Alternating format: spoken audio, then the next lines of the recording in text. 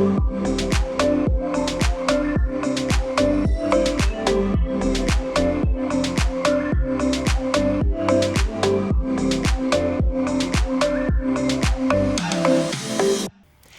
we're back with another episode of Coping Skills Toolbox. My name is Angela Hamblin-Kelly, and I am the Executive Director of the Baptist Centers for Good Grief. Our podcast, Grief is Real, Big, and Better Shared, is the podcast everyone needs to hear, but nobody wants to hear. And it'll also include a monthly Coping Skills Toolbox YouTube segment. As grief counselors, we look at grief as all of the thoughts and feelings that run around inside our minds and bodies after someone we love dies. We know that grief can be overwhelming and full of many changes. The feelings of grief and the secondary losses cannot all be worked on at once. And even though we feel like we want to be fixed, we know we're not broken. We're grieving. So this month we're going to talk about journaling. Journaling is an excellent way to dose your grief. It can be an excellent tool to help you sort out your thoughts and feelings. So let's listen as Lauren talks with us about the coping strategy, journaling.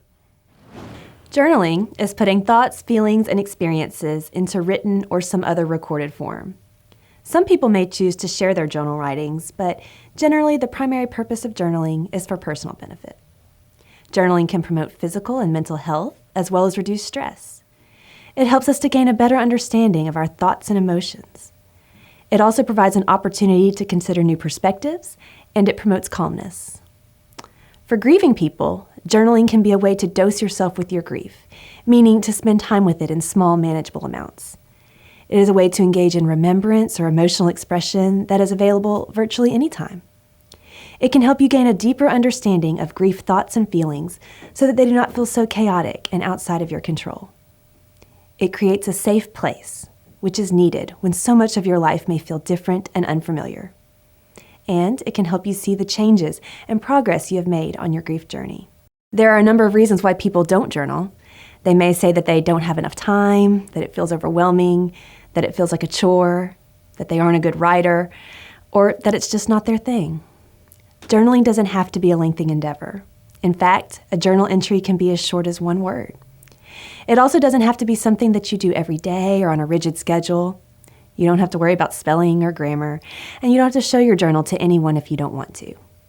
And even if you have always felt like journaling just isn't for you, sometimes in grief we surprise ourselves with the benefits of trying something new. Here are the best ways to approach journaling as a way of coping with grief.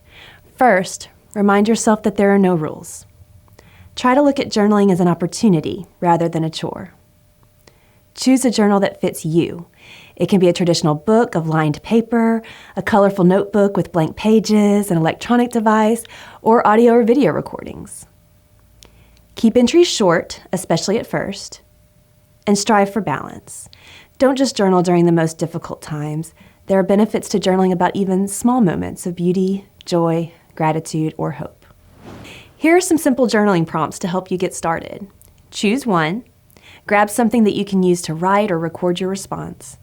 Set a timer for 2 to 5 minutes and plan to write, draw, or talk for that entire time. Some journaling prompts are simply sentence starters. Journal by completing one of the following thoughts. My grief is.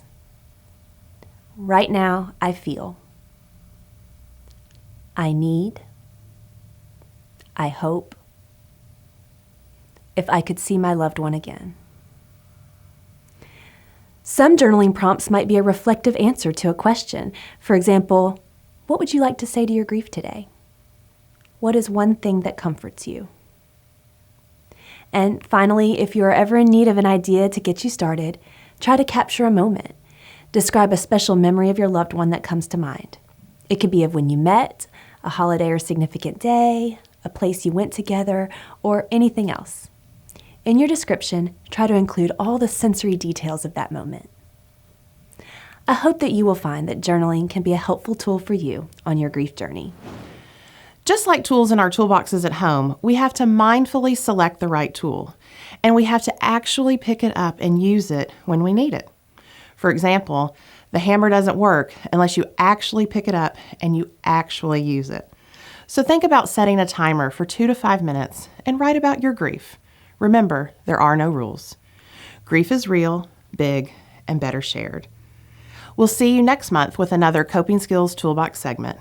And remember, you can find our podcast, Grief is Real, Big, Better Shared, wherever you download your podcast. And you can learn more about us at www.baptistgriefcenters.org.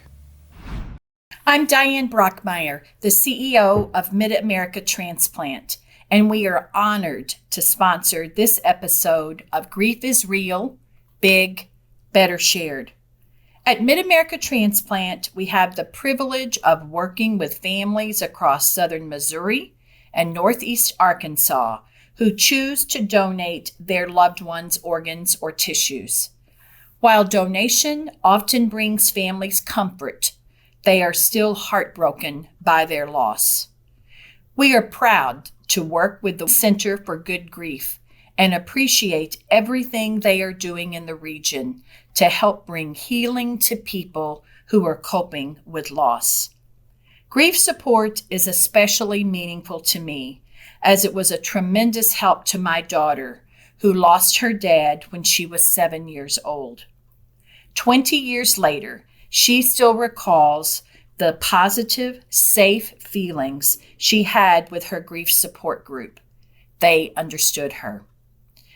MidAmerica Transplant is inspired by life and by the donor families who give transplant patients a second chance. For more information about becoming a donor, visit sayyesgivelife.org.